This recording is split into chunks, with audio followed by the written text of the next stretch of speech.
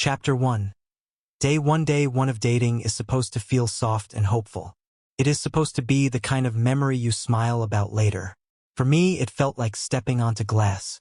"I'm nervous," she said, laughing as she fixed her hair. "Is that weird?" "No," I said. "I like nervous." She smiled at me, and for a moment, I believed this could be real. We sat across from each other in a small cafe. The lights were warm.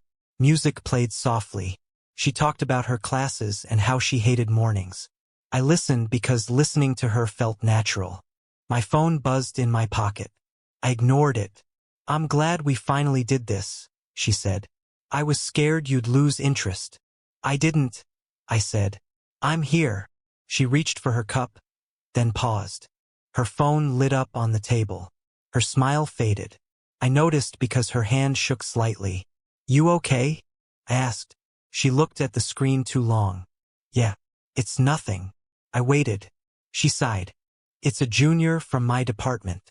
Something tightened inside me. "What about him?" "He confessed," she said quietly.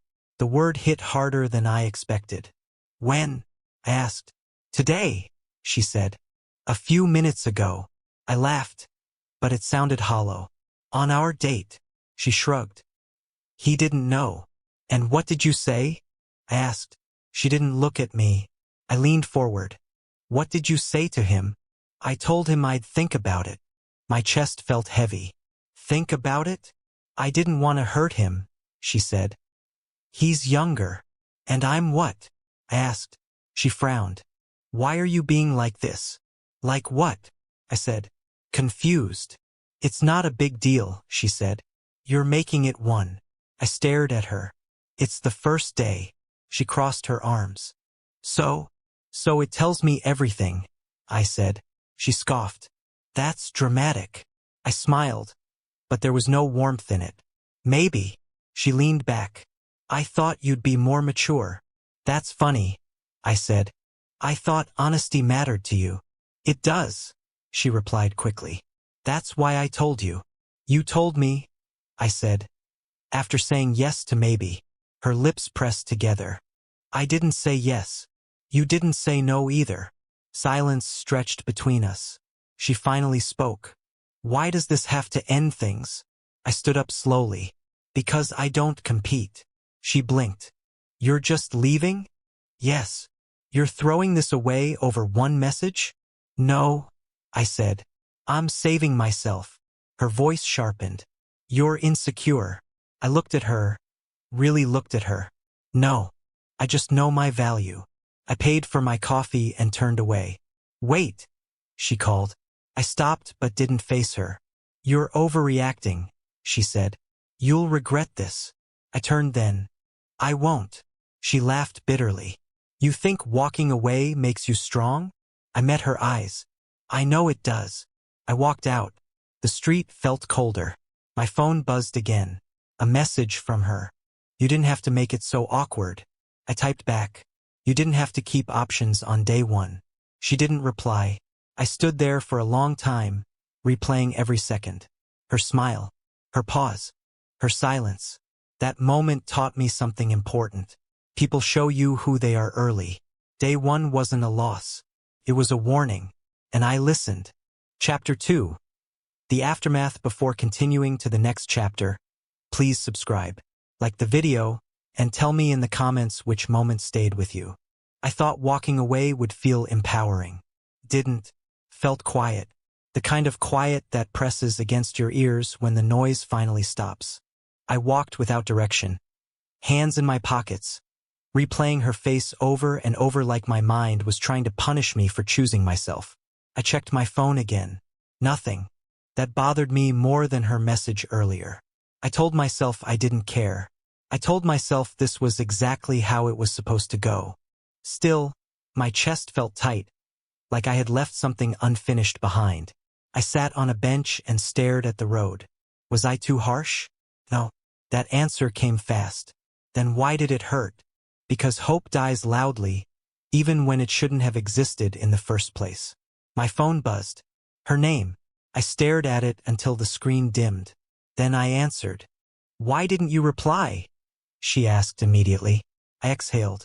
Because there was nothing left to say. That's not true, she said. You just ran. I didn't run, I said.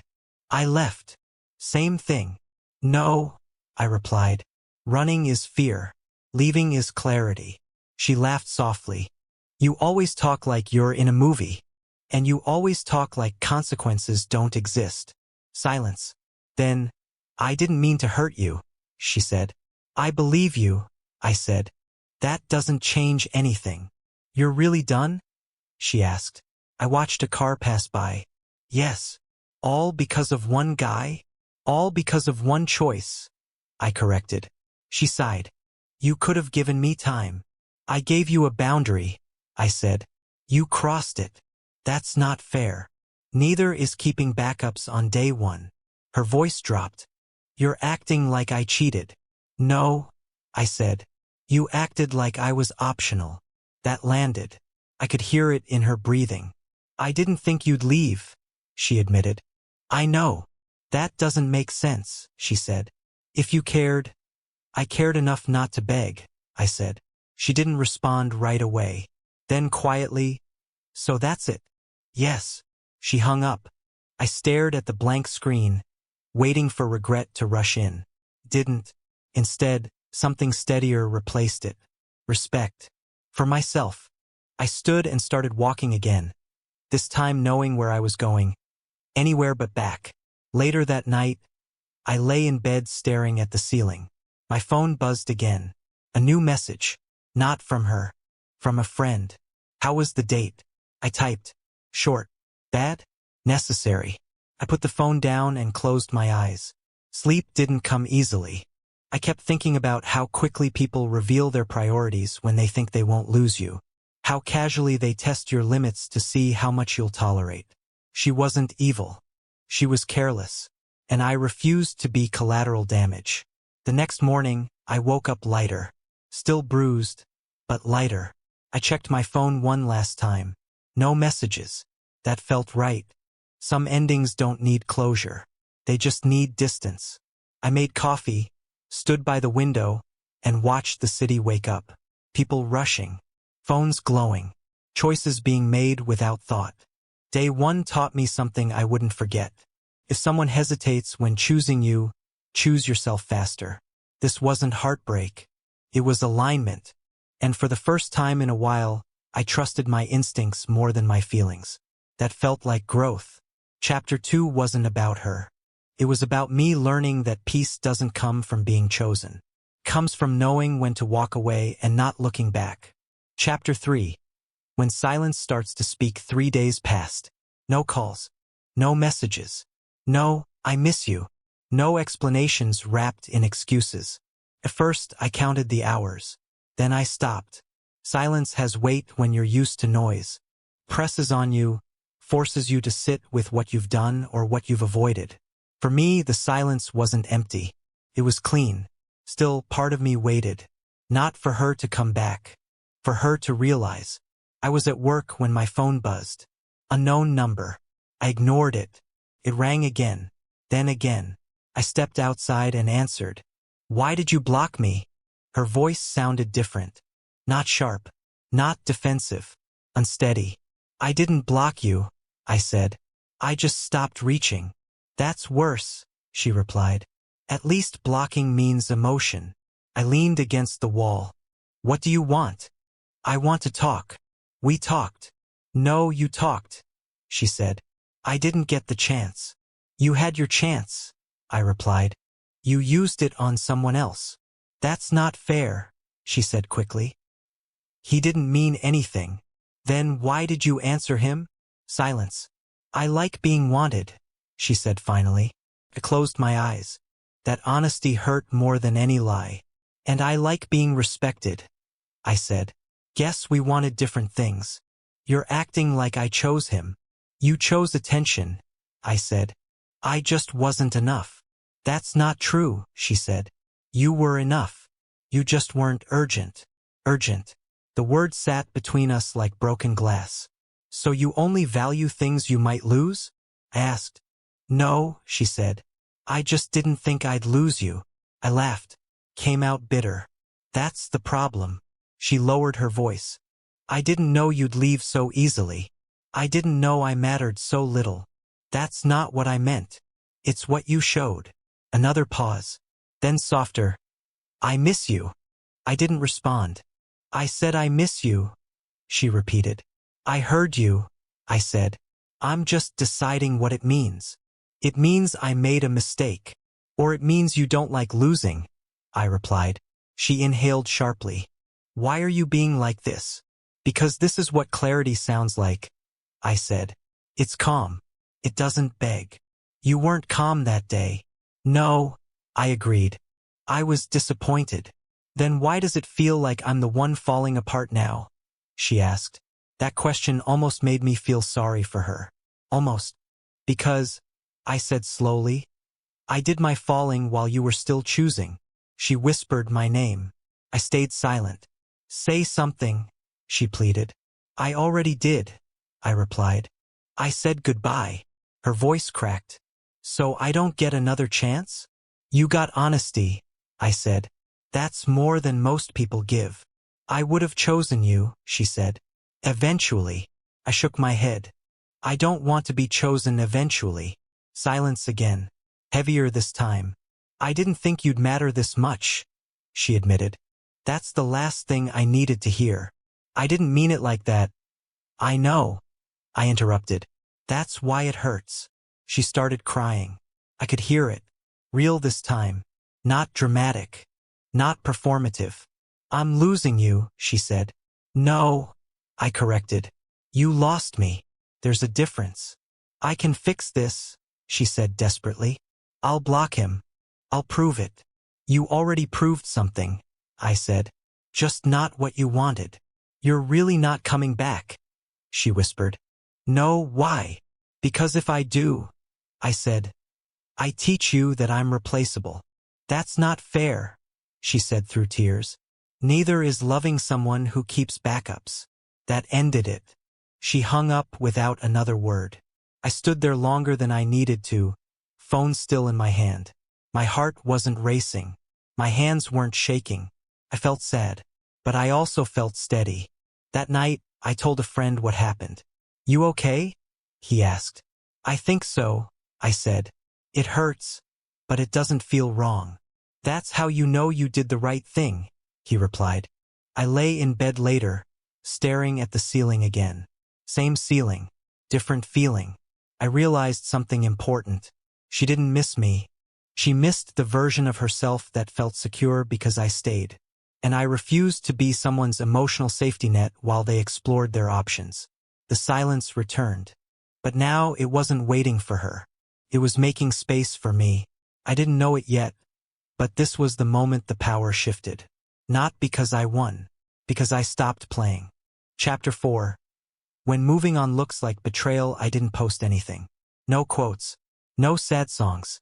No healing era captions. I just lived. That annoyed her more than silence ever could. I ran into Sarah 4 days later at a coffee place near my office.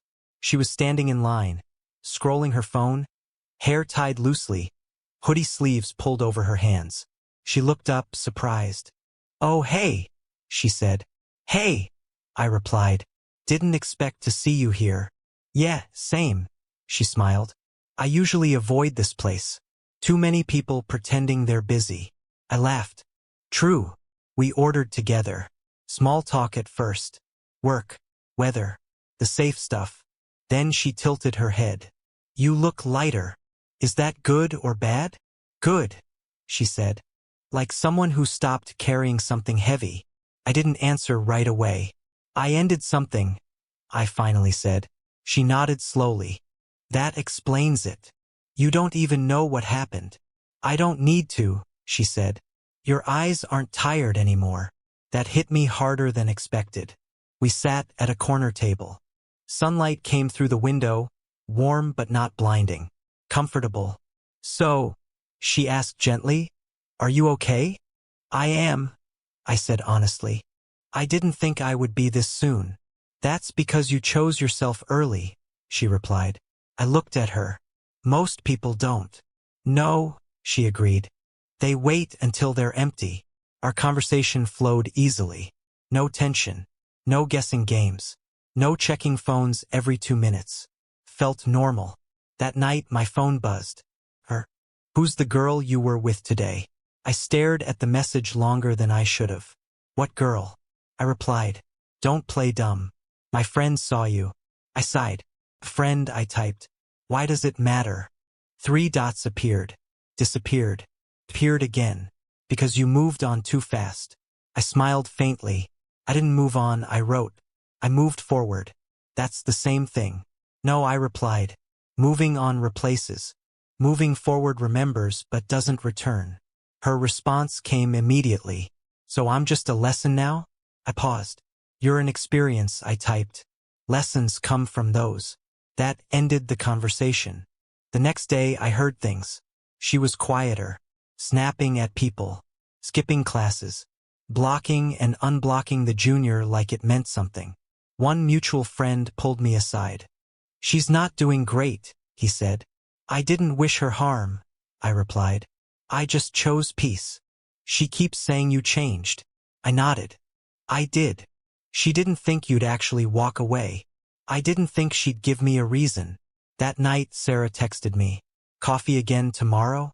I hesitated. Not because of guilt. Because of timing. Sure, I replied. But just coffee. She sent a smile emoji. That's how things start anyway. I laughed softly. Meanwhile, her messages stopped. Not because she healed. Because she ran out of words that could reach me. Silence had done its job. I wasn't punishing her. I wasn't proving a point. I was simply unavailable to someone who didn't choose me when it mattered. And for the first time, that felt like strength, not loss. Chapter 5. The last time she tried to be chosen, she showed up where she knew I'd be. That wasn't coincidence. That was strategy. I was leaving the gym when I saw her standing near my car. Arms crossed. Phone clutched too tight in her hand. She looked smaller than I remembered. Not physically. Emotionally. Like someone who had rehearsed this moment too many times and still didn't know the right line. We need to talk, she said before I could even unlock the door. I don't think we do, I replied calmly. She laughed, sharp and short. Wow, you really changed. No, I said. I stopped waiting. She stepped closer. So that's it? You just replace me with the first girl who listens to you. I turned to face her fully. Don't do that. Do what? Reduce everything to jealousy so you don't have to face what you did. Her jaw tightened. I didn't cheat. You didn't choose me either, I said. That's worse. She exhaled hard. It was one confession. One stupid moment. On day 1, I replied. You answered it like my feelings were optional. She shook her head. I thought you'd understand. That's the problem, I said quietly. You thought I'd accept being second. Her eyes softened then, finally realizing something had shifted for good. I didn't think you'd leave so easily. I smiled, but there was no warmth in it. I left early. That's different. She swallowed. I miss you. I didn't answer right away. I miss who I was with you, she added. That's when it clicked. You don't miss me, I said.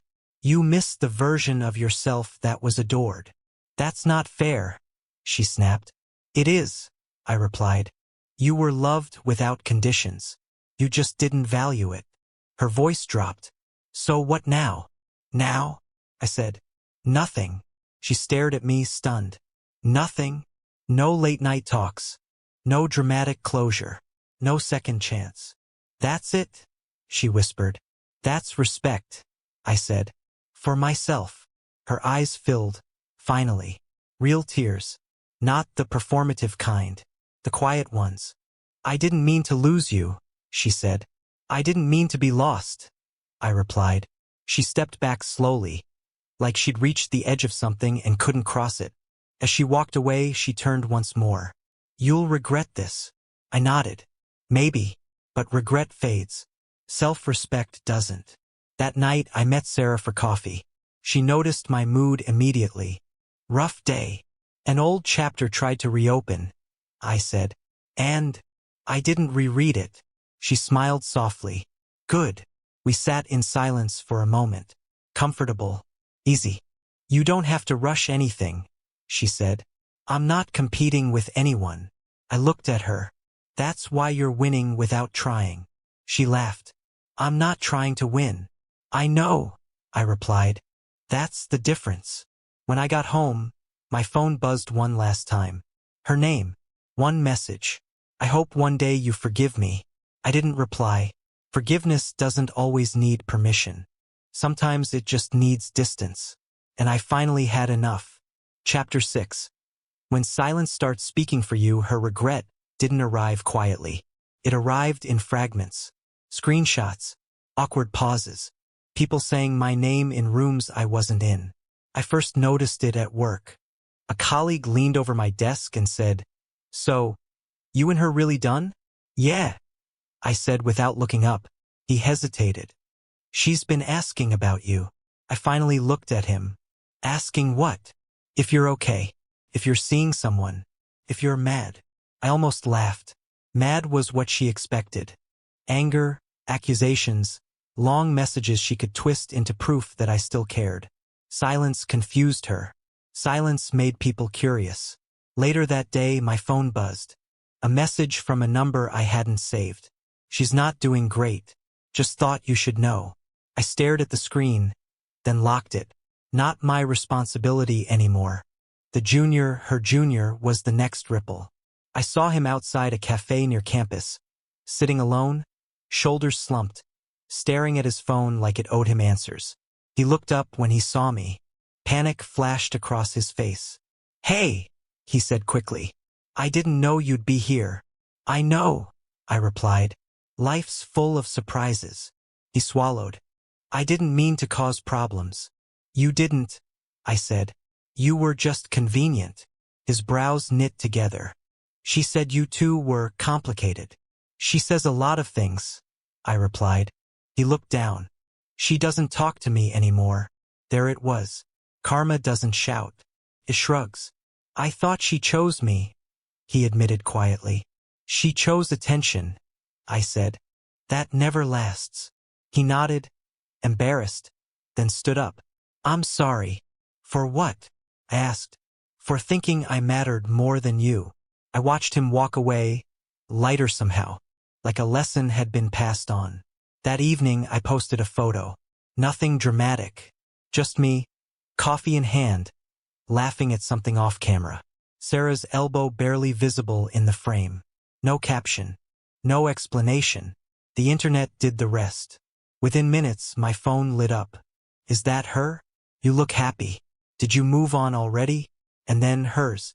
"Wow, that was fast." I stared at the message, feeling nothing. Fast?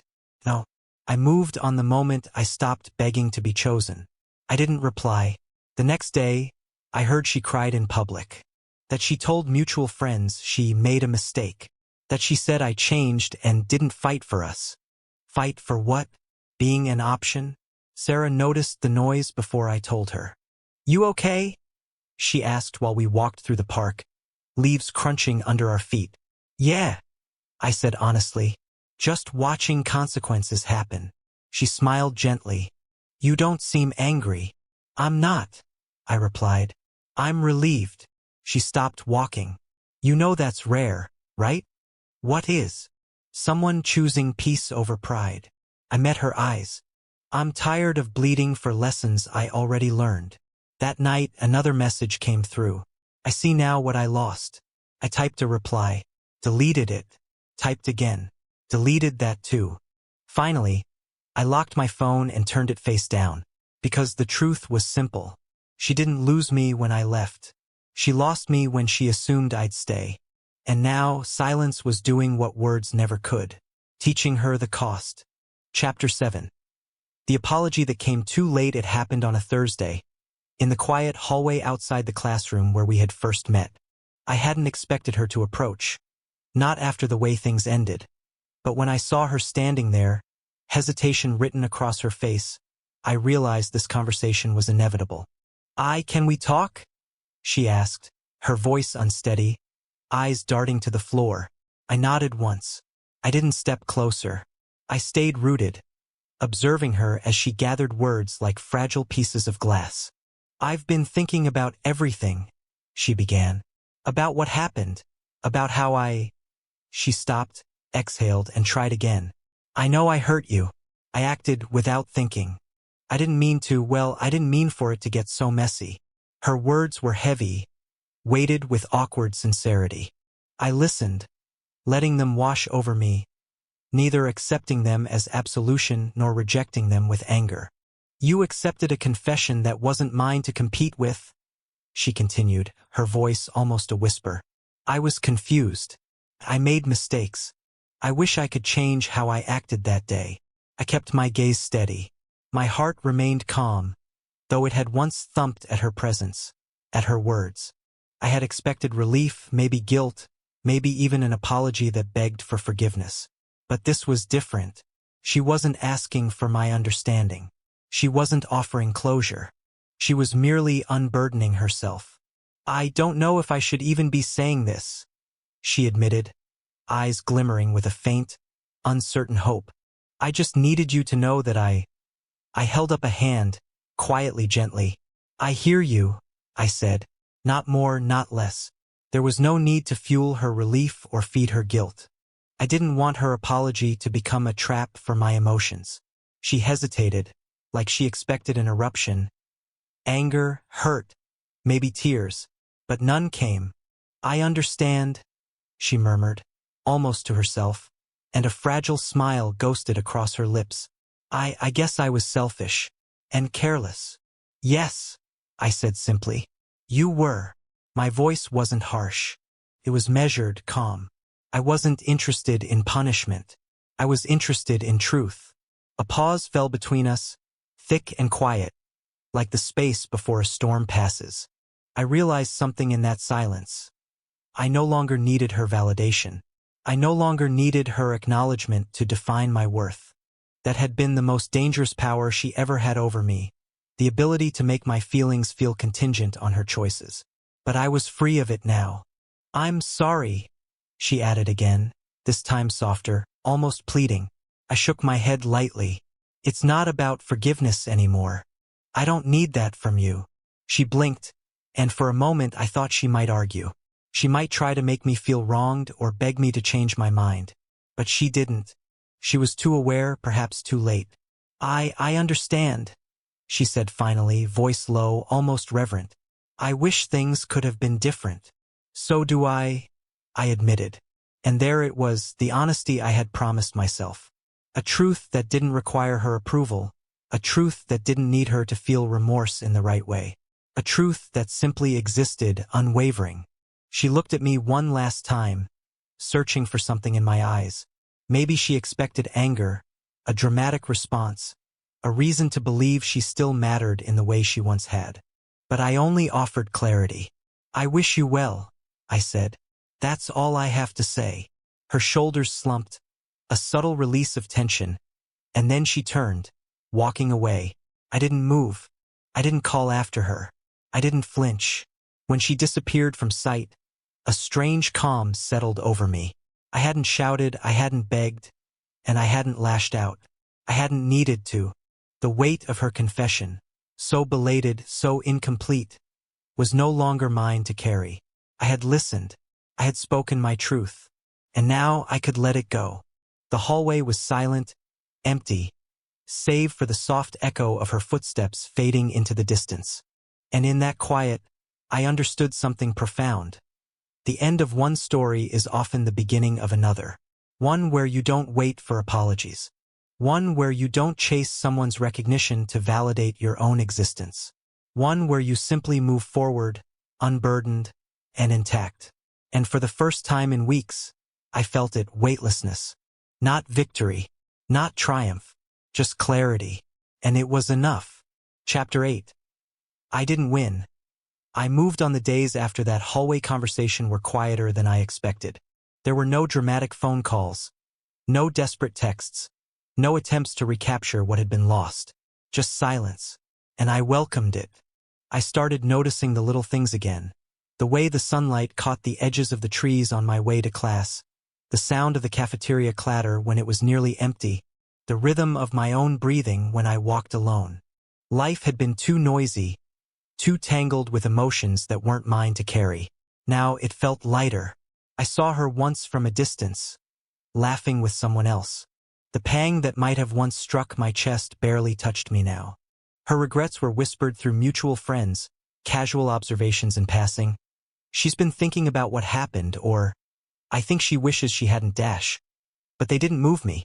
They were echoes in a room I had already left. And then there was her. Her presence, calm and consistent, gentle and unassuming. She wasn't flashy. She didn't make a show of her attention or demand constant recognition. She simply existed, and in her existence was a quiet ease I hadn't realized I'd been craving. Our conversations started as small, unimportant things. Classwork, shared observations, casual jokes that lingered a beat too long in the comfortable silence between them. I noticed how her eyes lit up when she spoke about her interests, how she listened without calculating, how she smiled without needing anything in return. I didn't rush anything. I didn't try to replace the past or compare it.